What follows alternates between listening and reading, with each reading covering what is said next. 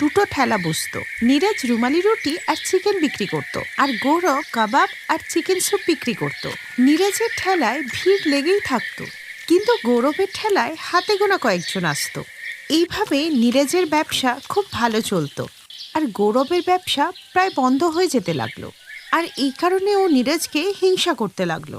এরপর একদিন নীরজ যখন কোনো কাজে গেছিল, তখন তার স্ত্রী সরলাকে ওই ঠেলায় বসিয়ে দিয়ে যায়। সন্ধেবেলা নীরজের ফিরতে দেরি হয়ে যায়। হে ভগবান, খদ্দেররা তো আসতে শুরু করে দিল, নীরজ তো এখনো এলো না। আর ও না এলে আমি তো রুমালি রুটি আর তাওয়া চিকেন তো বিক্রিও করতে পারবো না, কেননা ও তো কোনো কিছু বিক্রি করতে আমাকে বারণ করেছে। সরলাকে দেখে গৌরব বুঝতে পেরেছিল যে কোনো না কোনো ব্যাপার তো আছে, তাই সরলার মুখে একটা চিন্তার ভাঁজ আছে। তাই গৌরব ওর ওপর একটু নজর রাখলো।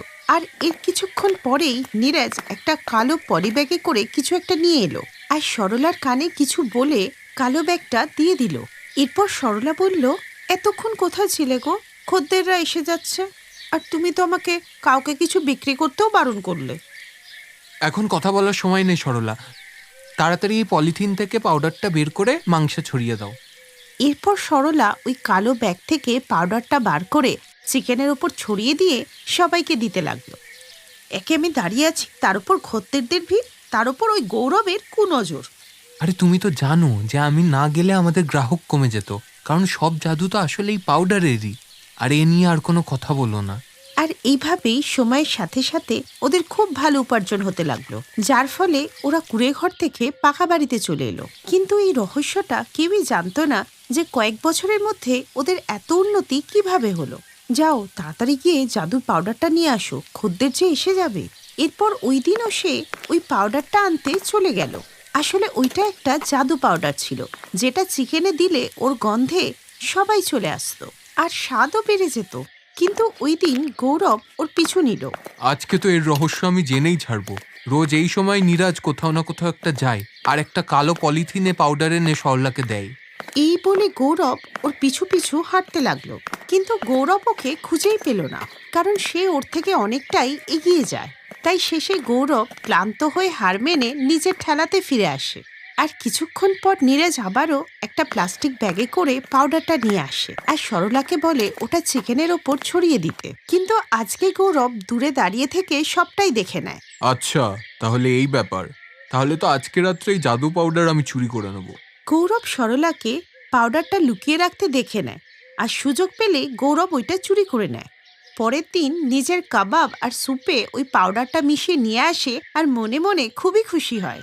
কিন্তু জাদু পাউডার মেশানোর পরেও গৌরবের খাবারে কোনো জাদু হলো না, আর তাই বেশি খদ্দের এলো না।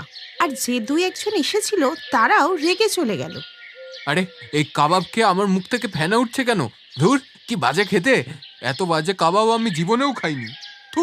এই শুনে গৌরব ভয় পেয়ে যায়, আর তখনই লোকে ওকে জুতো দিয়ে মারতে থাকে। ছাড়ো, ছাড়ো আমাকে, ছাড়ো! মেরো না, মেরো না! আর এইভাবেই গৌরবের ঠেলা বন্ধ হয়ে যায়, আর তাই গৌরবের নীরজের ওপরে আরো রাগ ধরে। তাই একদিন সে নীরজের বাড়িতে যায়। আচ্ছা নীরজ, একটা কথা বলতো, তুই তোর তাওয়া চিকেন আর রুমালি রুটিতে এমন কি দিস যার জন্য আমার দোকানে কোনো লোক হয় না? সব ভিড় তোর দোকানে যায়। আমার বউ বাচ্চার তো না খেয়ে একেবারে মরার জোগাড় হয়েছে। আমার তো মনে হচ্ছে এবার বউ বাচ্চা সমেত আমাকে আত্মহত্যা করতে হবে। সবার হাতের রান্নার স্বাদ আলাদা, এইটুকুই ব্যাপার। আর লোকের আমার হাতের রান্না ভালো লাগে। তুই এসব মরার টরার কথা বলবি না। সরলা, ওকে ভিতর থেকে কিছু টাকা পয়সা এনে দাও তো, যা দিয়ে ও কিছু রেশন কিনতে পারবে। আর তুই মন দিয়ে কাজ কর, দেখবি তোর ব্যবসাও ভালো চলবে। কিন্তু তুই তো কোনো জাদুর ব্যাপারে বললাম না, কোনো জাদু নেই, ফালতু তর্ক করিস না। এই শুনে গৌরব নিজের বাড়িতে চলে আসে, আর মনে মনে ভাবে ওই নীরাজের কাছে কোনো না কোনো জাদু তো আছেই। ওই দিন সকাল থেকেই গৌরব নীরজের দিকে তাক করে বসেছিল, আর ও নীরজের পিছু নিতে নিতে সেই জঙ্গল পর্যন্ত পৌঁছেই গেল। ও দেখল যে নীরজ একটা কুঁড়ে ঘরে ঢুকলো, আর একটা ঢেকিতে মশলা কুটে কালো ক্যারিব্যাগে ভরে নিল। আর তখনই গৌরব ওকে হাতে নাতে ধরে নেয়। ওকে সামনে দেখে ভয় পেয়ে নীরজ ওকে বলে, গৌরব, তুই এখানে? আমি তো এমনি এসেছিলাম। আমি অনেক দিন ধরেই তোর এই রহস্যটা জানার চেষ্টা করছি। একদিন তোর পিছিয়েও নিয়েছিলাম, কিন্তু সেদিন তুই বেঁচে গেছিলিস। আজ আর পারবি না। আজকে তোকে সত্যি বলতেই হবে। আর কতদিন তুই লুকিয়ে রাখবি? এই ঢেকির রহস্যটা আমাকেও বল। এই ঢেকিতেই এসে কেন তুই মশলা কুটিস? ঢেকি তো তোর বাড়িতেও আছে।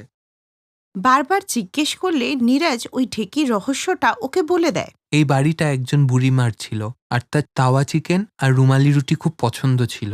উনি আমার ঠেলাতে প্রায়ই খেতে আসতেন, আর একদিন তিনি মারা যাওয়ার আগে আমাকে আশীর্বাদ করে গেলেন। বাবা, তুই আমার বাড়ির ঢেকি থেকে মশলা কুটে এনে তোর খাবারে ছড়িয়ে দিবি, তাহলেই দেখবি তোর ব্যবসা ভালো চলবে। দেখবি তোর ব্যবসা এতটাই ভালো চলবে যে একদিন তোর একটা নিজের দোকান হবে। এই আমার আশীর্বাদ। ব্যাস, এটাই সত্যি কথা ছিল। আমি এখানে রোজ মশলা কুটতে আসি, আর সেই মশলা নিয়ে আমার ঠেলার খাবারে ছড়িয়ে দিই, আর বুড়িমার জাদুতে আমার খাবারের স্বাদ দ্বিগুণ হয়ে যায়। তখনই ওই ঢেকি থেকে বুড়িমার গলা ভেসে এলো, আর উনি বললেন, কিরে গৌরব, তোর কাবাবের স্বাদ বুঝি বাড়েনি? জানিস কেন? আসলে তুই একটা লোভী, আর তার সাথে ১ নম্বরের হাড়কিপ্টে। তাই তুই নিজের কৃতকর্মের ফল ভোগ করছিস। মনে পড়ে তুই কোনোদিনও ক্ষুধার্তকে বিনা পয়সায় খেতে দিসনি, উল্টে ওদের বকাঝকা করে তাড়িয়ে দিয়েছিস। আর একদিন আমিও তোর দোকানে এসেছিলাম, তুই আমাকে বকাঝকা করে তাড়িয়ে দিয়েছিলিস, আর নীরজ আমাকে চিকেন আর রুমালি রুটি খাইয়েছিল। আর ওই দিনই আমি তোকে অভিশাপ দিয়েছিলাম, আর নীরজকে আশীর্বাদ। আর তাই তুই পাচ্ছিস তোর কর্মের ফল, আর নীরজ পাচ্ছে ওর কর্মের ফল। এই বলে বুড়িমার আত্মা চলে গেলেন, আর গৌরব নিজের ভুলটা বুঝতে পারল। আর তাই সে নীরজের কাছে ক্ষমা চাইল, আর নীরজ ওকে নিজের দোকানে কাজের জন্য রেখে দিল। ওই দিন থেকে গৌরব ওকে আর হিংসা করল না, আর নীরজের ব্যবসা আরও ভালো চলতে লাগলো।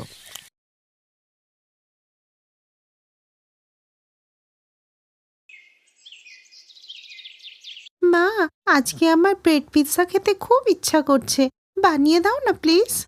কিন্তু মা, ঘরে তো ব্রেড নেই, তাই আমি রুটি তরকারি বানিয়ে দিচ্ছি। বাবা ব্রেড নিয়ে এলে ব্রেড পিৎজা বানিয়ে দেবো, কেমন? আসলে রুহির বাবা মদন একটা ব্রেড ফ্যাক্টরিতে কাজ করত। কিছুদিন পর আজকে আমার রুহিমা ব্রেড দেখলে খুব খুশি হবে। কি মদন দা, খুব খুশি দেখাচ্ছে?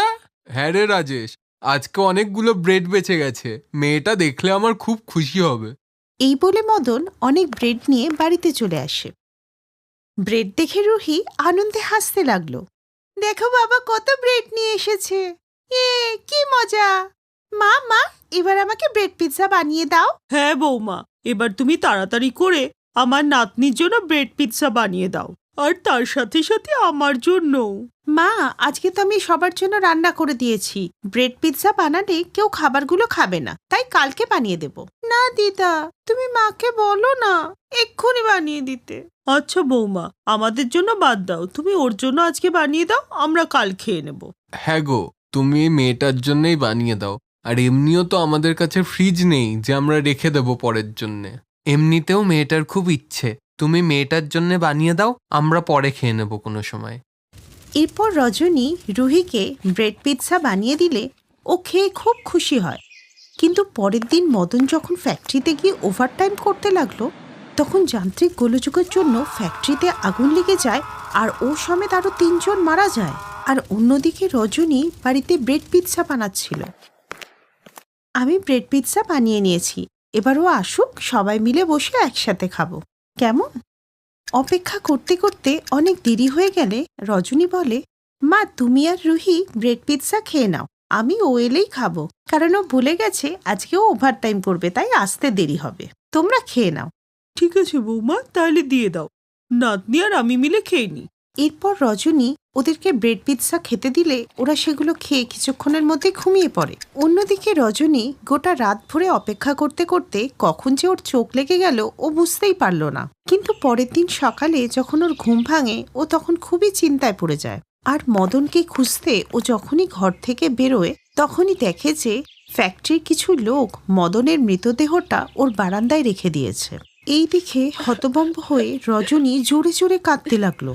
হে ভগবান, এ আমার কি হয়ে গেল? কালকে পর্যন্ত তো মানুষটা ভালো ছিল, আজকে কি হয়ে গেল? এ আমার কি হলো? বৌদি, কাল তো আমরা কাজ করে বেরিয়ে গেছিলাম, কিন্তু মদন আর তার সাথে 3 জন ওভারটাইম করার জন্য ফ্যাক্টরিতে থেকে গেছিল। রাতে শর্ট সার্কিটের আগুনে এইসব হয়ে গেল। ভগবান, তুমি আমার সাথে এ কি অনর্থ করলে।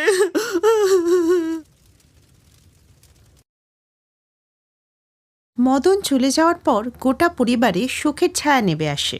কিন্তু শাশুড়ি সরলা দেবী রজনীকে সাহস জুগিয়ে বলে, এবার থামো বৌমা, আর কত চোখের জল ফেলবে? ও তো চলেই গেছে, আর তুমি যদি সারাদিন এইভাবে না খেয়ে থাকো তাহলে একদিন এমন না হয় যে রুহির মাথা থেকে তার মায়ের হাতটাও না সরে যায়। বৌমা, তুমি এখন ওর মা আর বাবা, তোমাকেই কিছু কাজ করে মেয়েটার ভরণ পোষণ করতে হবে। কিন্তু আমি কি করব মা? বৌমা, তুমি এটা ভুলে যেও না যে তুমি খুব ভালো ব্রেড পিৎজা বানাতে পারো, তাও আবার ওভেন ছাড়া, যেটা গ্রামে কারোর কাছেই নেই। তাই আমার বিশ্বাস যে তুমি এই ব্রেড পিৎজা বিক্রি করেই সংসার চালাতে পারবে। ভেবো না তোমার স্বামী নেই বলে তুমি একা, তোমার শাশুড়ি তোমার সাথে আছে। শাশুড়ির কথা ও ঠিক বলে মনে হলো। এরপর প্রতিবেশী কাকির ফেলে রাখা ঠেলাটা নিয়ে আসে। তারপর ঘরে রাখা পাউরুটি দিয়ে ও ব্রেড পিৎজা বানিয়ে নিয়ে বাজারে গিয়ে বিক্রি করতে থাকে। আসুন আসুন, 40 টাকায় ব্রেড পিৎজা খান, আসুন আসুন। তখনই ওর কাছে একজন গ্রাহক আসে। আরে বাহ, মাত্র 40 টাকায় ব্রেড পিৎজা! আমাকেও দাও তো বোন একটা। আরে তুমি জানো না বোন, আমার ব্রেড পিৎজা কত ভালো লাগে। আমাকে তো আগে ব্রেড পিৎজা খেতে গ্রামের বাইরে যেতে হতো, কিন্তু এখন আমাদের গ্রামেই ব্রেড পিৎজা এসে গেছে। শহরে আর কেন যাব? দাদা, আপনার কথা শুনে মনে হচ্ছে আপনার ব্রেড পিৎজা খুব পছন্দ। আমি আপনাকে নিরাশ হতে দেব না।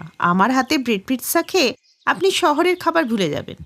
এই বলেই ওকে ব্রেড পিৎজা দিলে ও তা খেয়ে খুব খুশি হয়ে যায়। এরপর ওই ব্যক্তি গ্রামের সকলের কাছে গিয়ে রজনীর ব্রেড পিৎজার প্রশংসা করলে সবাই তা খেতে ওর কাছে আসে। গ্রামে ব্রেড পিৎজার মতো খাবার পেয়ে সবাই খুব খুশি হয়। আর এই করে রজনীর অনেক উপার্জনও হতে লাগলো। মা, তুমি ঠিকই বলেছিলে, আত্মবিশ্বাস থাকলে সফল হওয়া যায়। এই নাও আমার প্রথম রোজগার। এটা তুমিই রাখো বৌমা, এটা তোমার পরিশ্রমের ফল। এখন সকাল থেকে সন্ধ্যা পর্যন্ত ও ব্রেড পিৎজাই বিক্রি করত। আর এর কদিন পর একদিন ওর দোকানে এক টুরিস্ট এলো। ওয়াও, কি দারুণ খেতে! আমি তো আজ পর্যন্ত এরকম টেস্টি ব্রেড পিৎজা কখনো খাইনি। ধন্যবাদ দাদা। রজনীর ব্রেড পিৎজা এত ফেমাস হয়ে যায় যে সবাই লাইন দিয়ে ব্রেড পিৎজা খেতে আসে। আর এই করে সে নিজের আর্থিক অবস্থা ঠিক করে নেয় আর একটা সর্বসুখ সম্পন্ন বাড়ি